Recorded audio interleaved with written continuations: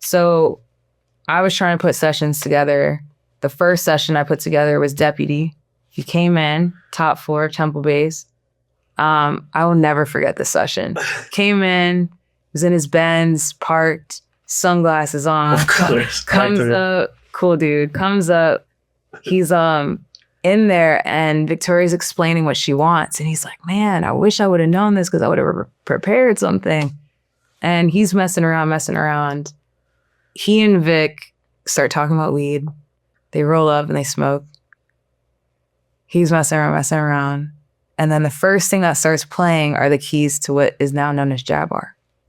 So he's like playing that. I'm having a full-blown conversation with Victoria on the couch while he's working, like this. Somewhere in that process, it's just looping in the background, right? Somewhere she's like, hey, like, just let me know when you're ready.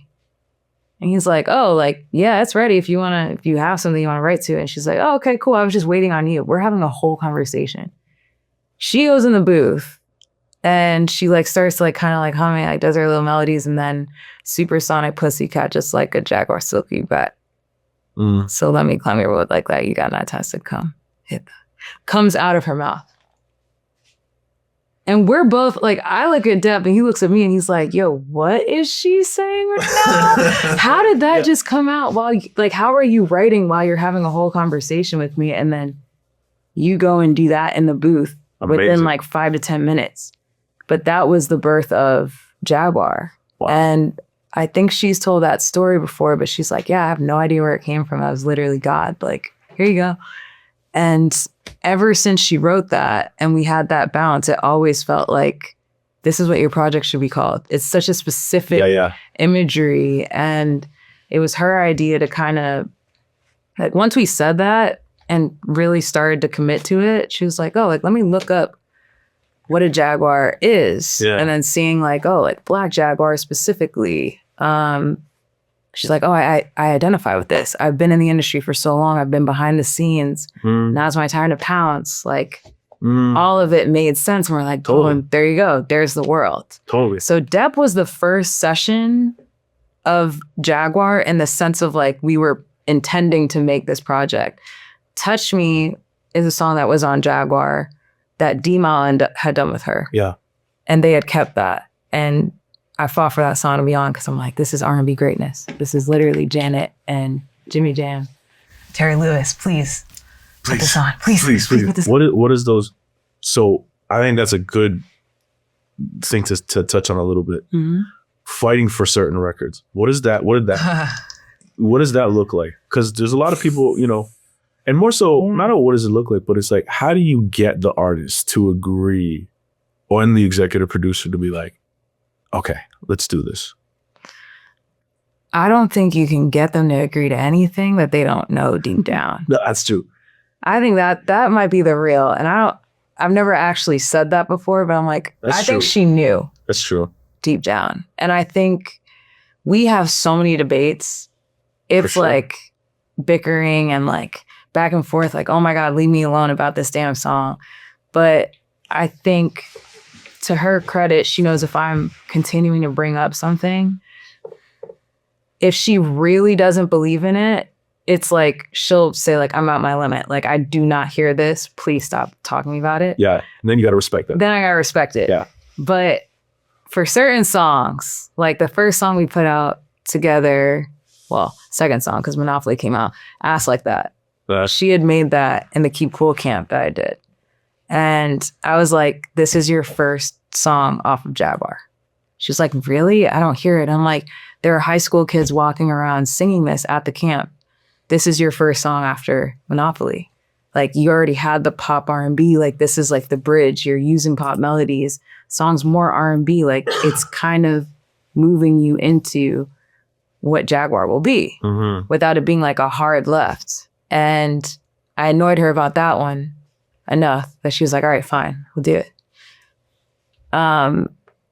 In terms of getting artists to believe in it, On My Mom is like the perfect example of like, that song she made, I think it was 2021, must have been, had to be 2021. She was pregnant, she had given birth already, postpartum. And it was the first song that I heard her do. And I was like, oh, she's back. She's back. Like, she's feeling herself. And it's not like unsure. Like, she's talking that shit. Like, she's really like speaking on herself. And I remember texting her and being like, this is awesome. Like, this is great. She's like, really?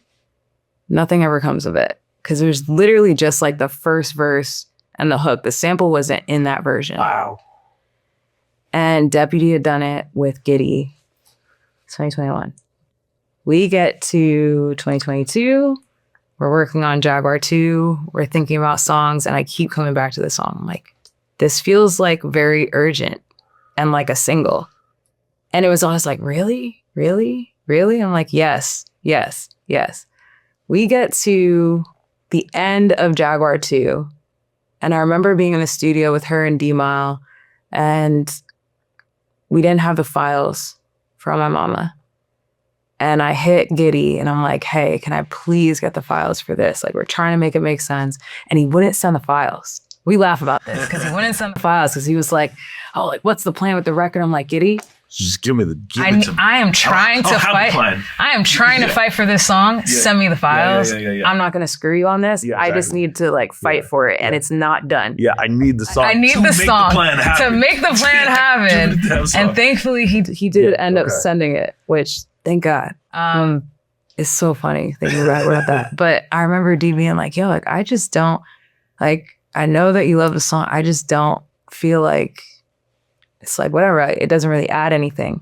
Because the rest of the project was so musical and beautiful. And it's not to say On My Mama wasn't, but On My Mama was the most accessible song that was on that project by far. Because it's easy to understand. You don't have to be like an Earth, Wind & Fire fan. You don't have to be like a true R&B fan to understand the song. And I remember like we would keep writing out the track lists. I remember texting Deb and being like, can you please put the sample back in? Like, please, like, I'm fighting here. Like, please. Puts it in. Victoria's like, okay. Wait, why did you take it out? It was, I think in the session, she just sang it. And she was like, I think that's like enough. Okay. Just like me singing it will bring it back to like, you know. Yep. And Deb had put it in. And he tried 3 different, oh no, it was D-Mile who did this. D was the one who got it over the line. He put the sample in and he did multiple versions. Okay. Shout out to D-Mile. He did multiple versions.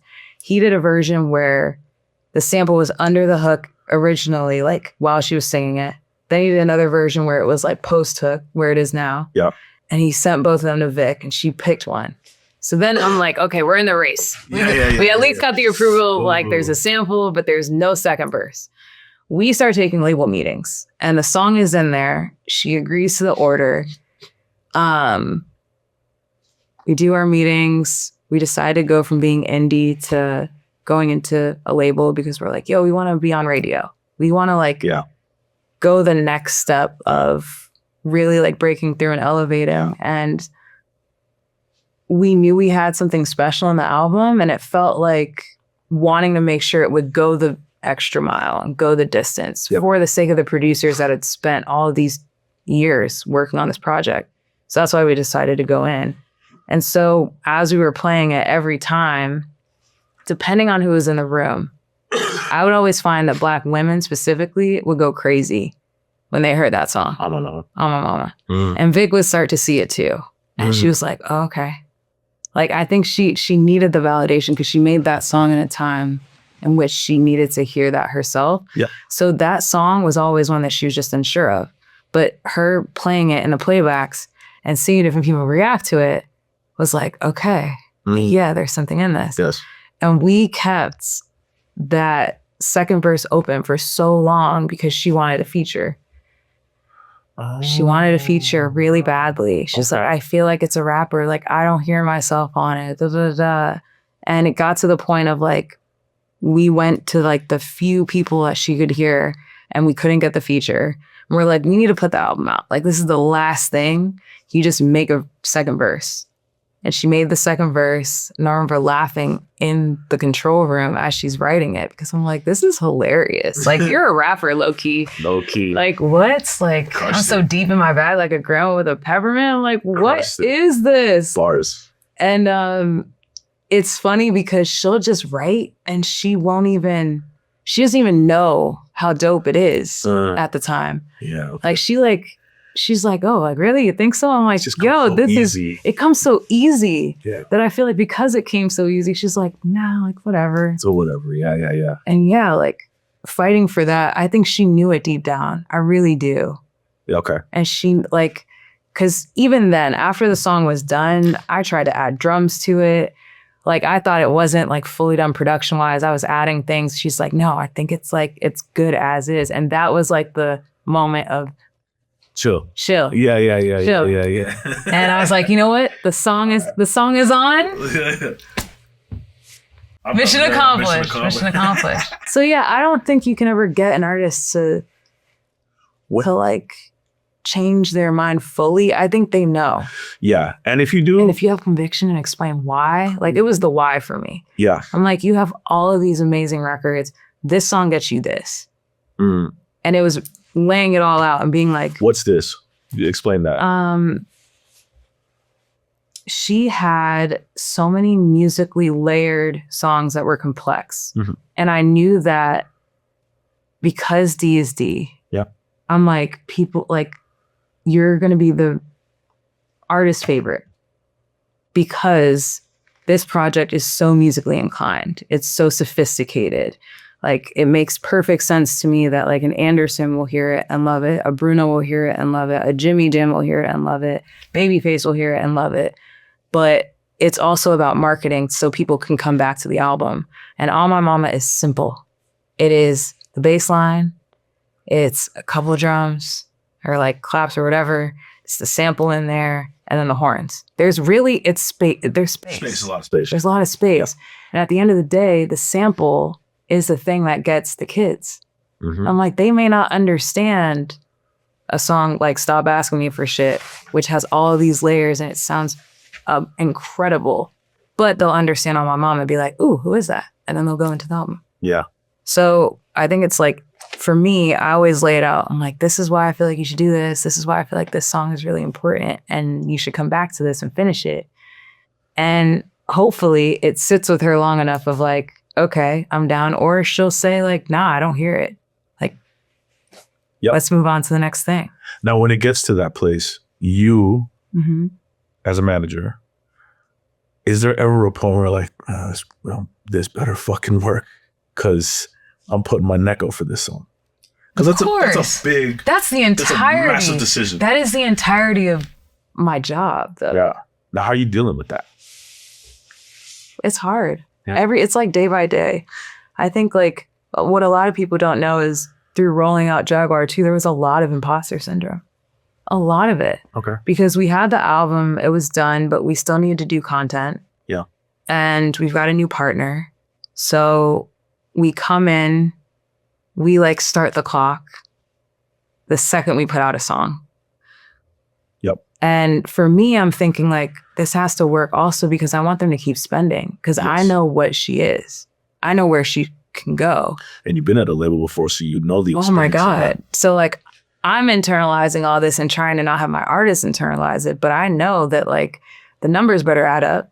Yep. Hopefully they like see and they keep spending to make sure that it can get to where it needs to go. And I remember putting out, initially they wanted to put out the album like all within Q1. Okay. Like it was like, oh, like let's put out Smoke. Let's put out Smoke. And then the album comes out with Stop as like the focus track. And I was like, we do not agree with this.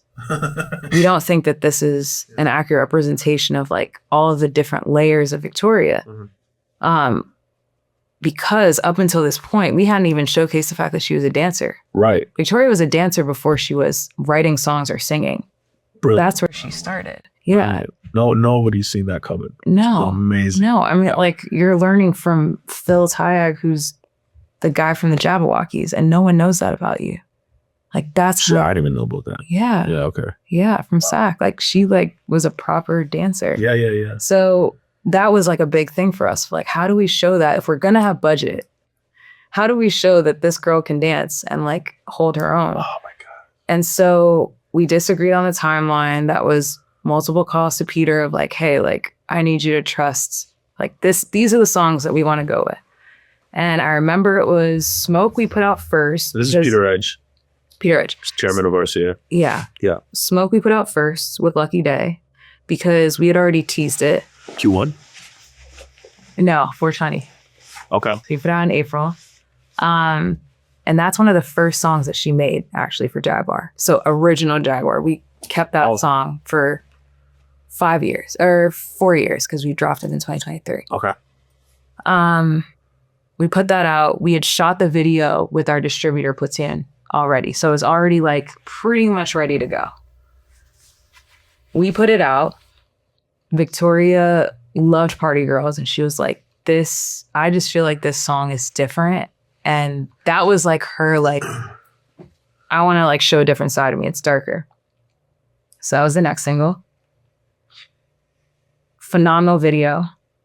Didn't quite get the numbers that we wanted it to get at the time, right? It didn't like explode, but it was important because it showed people Victoria can dance. Yeah.